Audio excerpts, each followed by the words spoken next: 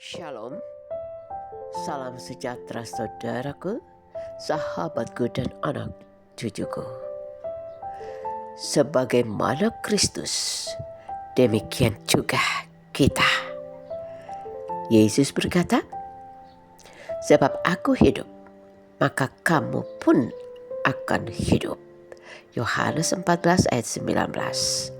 Itu berarti, sebagaimana Kristus dibangkitkan, demikian pun semua orang yang percaya kepadanya akan dibangkitkan untuk mengambil bahagian dalam kehidupan kekal bersama dengan Dia. Itu berarti kematian dan kebangkitan Kristus adalah kematian dan kebangkitan semua orang yang percaya dan menerima Dia. Penulis Yohanes saksikan, Allah telah mengutus anaknya yang tunggal ke dalam dunia ini supaya kita hidup olehnya. Pertama Yohanes 4 ayat 9. Kalau penginjil Yohanes katakan apa? Ia datang supaya mereka mempunyai hidup dan mempunyainya dalam segala kelimpahan. Inilah kehidupan baru yang kita dapat nikmati dalam Kristus yang mati dan bangkit itu, dalam kehidupan kita sekarang ini. Dan sebagaimana Kristus telah menang atas segala kuasa dunia ini, maka kemenangan Yesus adalah juga kemenangan dari semua orang percaya dan yang berharap kepadanya. Ini berita sukacita Paskah, dan sebagai orang percaya kita diajak untuk hidup dalam pengharapan pada Kristus yang telah mati, bangkit, hidup, serta menang itu. Itu berarti kita dipanggil untuk membangun kehidupan dalam keyakinan dan harapan ini. Dan inilah yang dimaksudkan oleh Paulus ketika dia berkata, jika Kristus tidak dibangkitkan, sia-sialah pemberitaan kami dan sia-sialah kepercayaan kamu. Pertama Korintus 15 ayat 14. Oleh karena itu, dalam keyakinan dan pengharapan pada Kristus yang hidup dan menang itu, kita dipanggil untuk membangun dan menghadapi hidup sekarang ini maupun masa depan dalam keyakinan dan harapan pada Kristus yang hidup dan telah menang itu. Untuk itu harus kita akui, membangun hidup atau membangun masa depan sekarang ini tidaklah mudah, karena begitu banyak tantangan, rintangan, dan hambatan yang menghadang. Seorang pelayan Tuhan katakan apa? Dunia ini bukan suatu taman bunga yang berumput hijau, di mana kita tidak perlu berlari dan bertanding. Paulus katakan apa? Dunia ini adalah arena pertandingan bagi iman kita. Sekalipun demikian, dalam keyakinan kepada Yesus yang hidup dan menang itu, kita harus yakin bahwa ada kemenangan akhir di balik setiap pergumulan. Itu berarti betapapun beratnya pergumulan atau permasalahan hidup yang kita hadapi sekarang ini, kita harus yakin pasti dapat diselesaikan bersama dengan Dia, Kristus yang bangkit itu. Karena baginya tidak ada persoalan hidup yang terlalu sulit untuk diselesaikan. Bahkan bersama dengannya, kita akan mendapatkan banyak jalan keluar atas setiap persoalan hidup kita.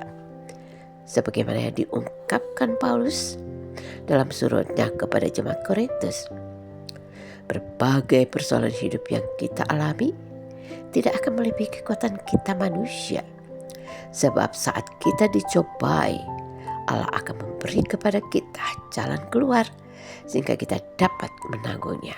Pertama Korintus 10 ayat 13. Dalam keyakinan ini, mari kita melangkah dan memperjuangkan hidup dan masa depan kita dalam penyerahan diri penuh kepada Dia, yakni Yesus Kristus yang telah bangkit, hidup, dan menang itu.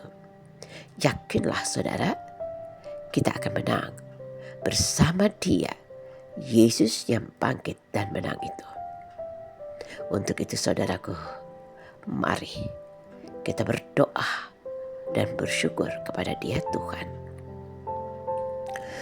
Kepadamu Tuhan kami datang, menyerahkan hidup kami penuh ke dalam tangan kasih-Mu. Di saat kami akan melangkah, memperjuangkan hidup dan masa depan kami. Karena kami begitu yakin bersama dengan-Mu Tuhan, kami mampu menghadapi hidup ini dengan semua tantangan dan pergumulannya. Tolong kami Tuhan untuk tidak bergantung pada diri kami ataupun kepada manusia. Tapi kami mau bergantung dan berharap penuh kepada-Mu Tuhan yang hidup dan menang itu. Untuk itu kami mau menyerahkan juga sesama kami yang sampai sekarang ini juga masih bergumul dengan berbagai persoalan kehidupan.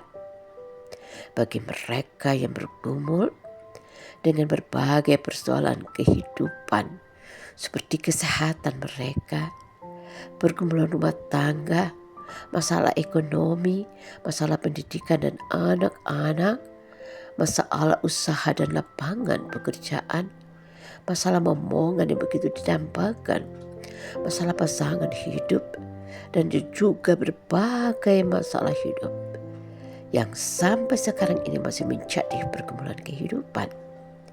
Kepada-Mu saja Tuhan kami berharap dan kami berserah. Tolong Tuhan yakinkan kami bahwa waktu-Mu adalah yang terbaik bagi kami. Biarlah kami bersabar untuk tetap menunggu waktu-Mu Tuhan. Terima kasih Tuhan untuk kasih-Mu.